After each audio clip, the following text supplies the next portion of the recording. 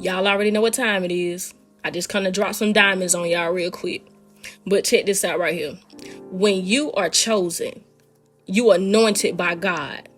The spirit that is attached to you the most is a hindering spirit. You know what I'm talking about.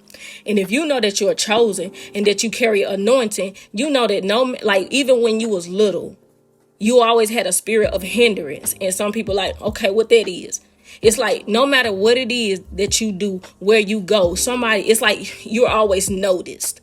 And when you're noticed, people always mistreat you. For an example, I remember I was working on this job, and hold on, before I get there before you find out about a hindering spirit, you will always think everybody jealous of you, or they just don't like you, or somebody might have said something about you, and so they going off what people said.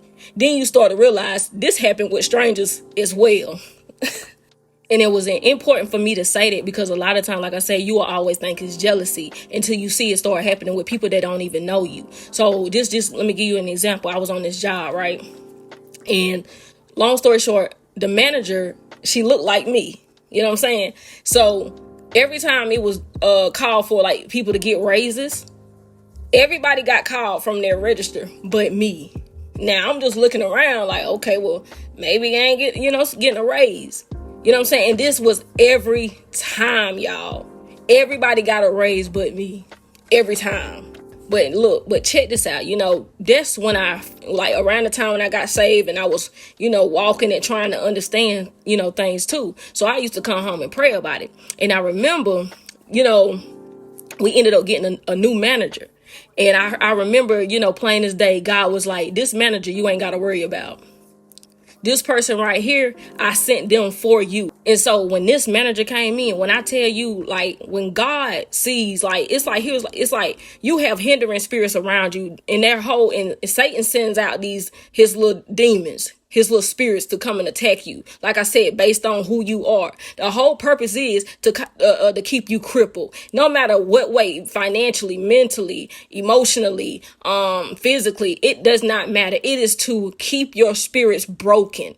So that's why when you always going through these challenges all the time, back to back, you be the purest person in the room. You solid. You are the go-to person. And then you don't understand how you always facing these obstacles and hindrance. Okay, so let me get to this manager. He came on in, and then, like I say, when you're going through a lot, God will have somebody to step in that favors you. And you will know it's a spiritual thing too. You will know. So this manager came in, and when I tell you, God allowed him to favor me, and God vindicated me on that job. I had been on there for like years, never got a raise. So finally he came. It was, months or maybe a year on. I finally had talked to him. And like I said, this man, like I say, he was really for me. He even gave me a nickname and all. I could do no wrong on this job at this point, even though I come to work, do what I'm supposed to do. But that's just how it was. It was time for me to be vindicated. It was time for me to have favor and have a harvest. So we had got two new managers, and it was another lady too. She was cool too. I didn't have no issues. So he made her email the company about my raise. And guess what? When they emailed, and I saw this email for myself, I took a picture of it. They was like, this employee is way overdue for a raise. Overdue. And now, hold on, y'all. Now, let's think about this. Companies don't want to pay you anyway. And this was years ago now. They don't want to pay you. But for a company, it was something called retro pay or something like that.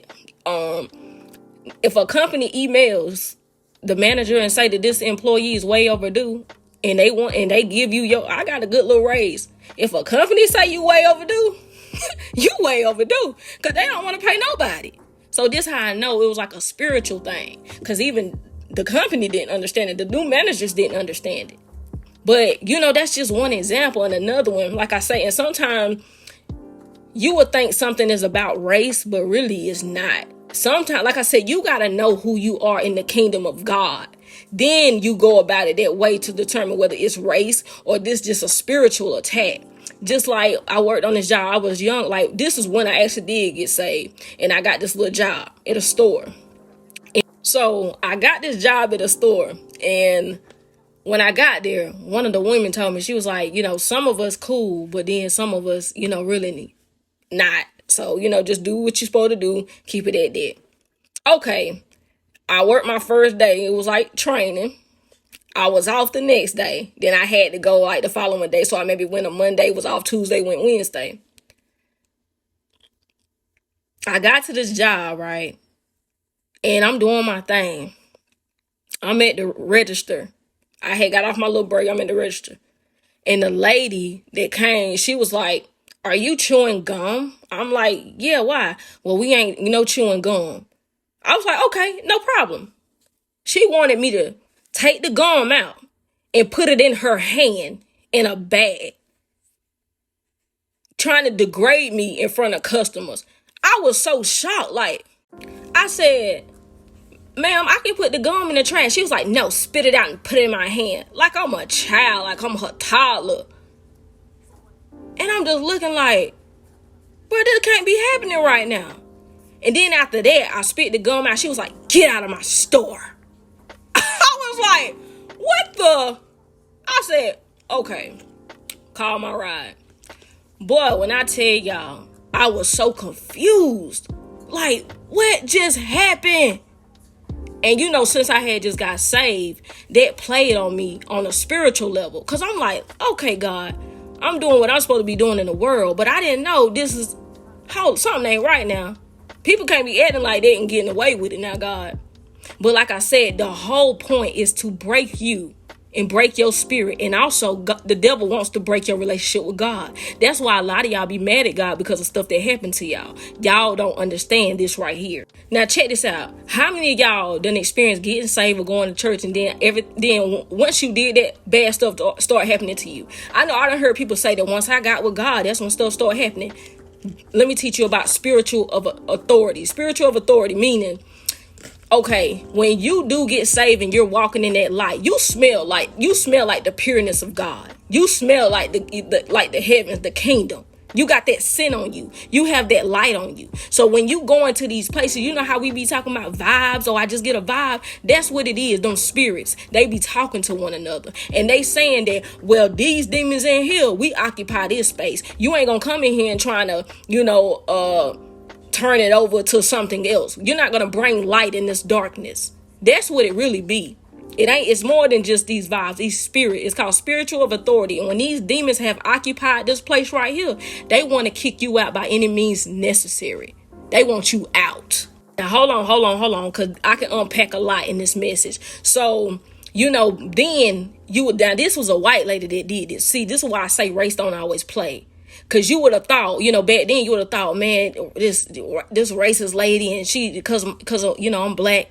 I'm gonna tell you something. This is when you gonna find out. It's a spiritual attack. It depends on who you are. Now, I got a friend that went to the same job, and I'm gonna give you the backstory on what happened after I left. And he went to the same job. He was black. Me and him used to go to Bible study together. But obviously, the enemy knew that I was a threat, but my friend wasn't spiritually. Because, when it comes to his journey, he wasn't into it like that, So he went to the same job, right? He was eating at his register, chilling at his register, on the phone at his register, chewing gum at his register. And that's why I say you got to know if it's a racial thing or a spiritual thing. Let me go back to follow up on what happened when I left the job. I was terminated. I had called the district manager, because I'm just like, hold on now, I just got this job and stuff, whatever. I knew what she did was wrong. But I had called him and I said, I told him who I was, and I said I worked at this location and I had been, fired for chewing gum. And he said, well, I can assure you that we don't have a policy, for not being able to chew gum. That's not a policy. From what I know, you're able to chew gum. Now, this the, direct district manager. And so I said, and I just started the job. So he's like, did you get in trouble before? You're on like probation or something? I was like, that was my second day of training. He was like, yeah, so you wouldn't have been there long enough to have probation or anything like that. And I'm like, no, I'm literally been there just second day of training, and she kicked me out the store. So he went. Now look, He started laughing because he couldn't he literally tried to go through different things. He was like, have you been laid? Have you called out? Because he wanted to ask a bunch of questions because he was like, I don't know what to think of this. And I was like, no. He pulled up my name. He said, you been there two days. Like, the second time being there. So first he wanted to go through that just to make sure he wasn't tripping. So he's like, so she kicked you out the store for chewing gum? I said, look, sir, she even wanted me to spit it in the bag in her hand. He was like, what? I said, I said, go to the store, pull up the cameras. I said, that's that. Guess what? He went, pulled it up, saw it. He called me. He was like, wow. He said, if you want your job back, just say the word. He said, but honestly, after seeing what I saw, you probably don't even want to go back there. I said, no. I just wanted to let it, be known. So after that, no, I did not take this job back. When the one door closes, just know that God always will open another door. One thing about it, as a chosen one, you still gonna go through something, but God gonna make sure he take care of you, and that's for sure. But that store did get closed down, and them people that lady did lose her job too. So, and like I say, man, just learning who you are in God will answer a lot of questions, because it don't always be no jealousy or people hating or somebody did this or that. It's just the devil. He's attacking you. His whole thing is to keep, like I say, to keep you broken. And also the devil wants to mess up our relationship with God, because what y'all got to understand is this: Satan is God's enemy. And if God is your father, because he can't defeat God, Satan cannot defeat God. He say, I'm going to get to the closest thing, which is your child. They can't fight you. You know what I'm saying? They can't fight me the way you can. You know what I'm saying? And the reason why, Satan can have his way with us, because a lot of us, when we don't have that relationship with God, we don't know how to fight in the spirit. At one point, I didn't. But God started teaching me how to fight in the spirit, because after a while, you got to stop using these, because this will get you in a lot more trouble. You know what I'm saying? It's hard for you to build a future when you got these records on you. You see what I'm saying? You go to job and you got this track history of always trying to solve your problems with violence. So I had to learn how to start praying and going to God and letting him fight these battles. That's how he taught me discipline at that. He said, you got to keep your hands clean, because you in a world where you going to mess up stuff for yourself. You know what I'm saying? So God is like, help me, help you. So I come home and I pray on it and say, Lord, this is what's taking place. And he always took care of them. You know what I'm saying? That's why I don't gotta walk around with no tools out on my hands. I just pray about it and send. I push that on up to the Supreme Court. It's just God. That's how this gotta work when you're a chosen one. And this is something that I do want to continue to speak to, my peers and younger people, and just somebody older than me that's still struggling. Satan's whole agenda is to turn you from God. He will use anybody to turn you away from God. You see what I'm saying? That's the whole agenda. He needs to push you out of covenant so that you fair game out here. When you ain't got no protection, no God's protection, he get to have his way with you. That's why a lot of y'all, he can't. Like Job, he was protected. He was blessed in the Bible if you go read about him. But then Satan wanted to challenge him. And God wanted to show him, hey, Job is for me. He rocking with me.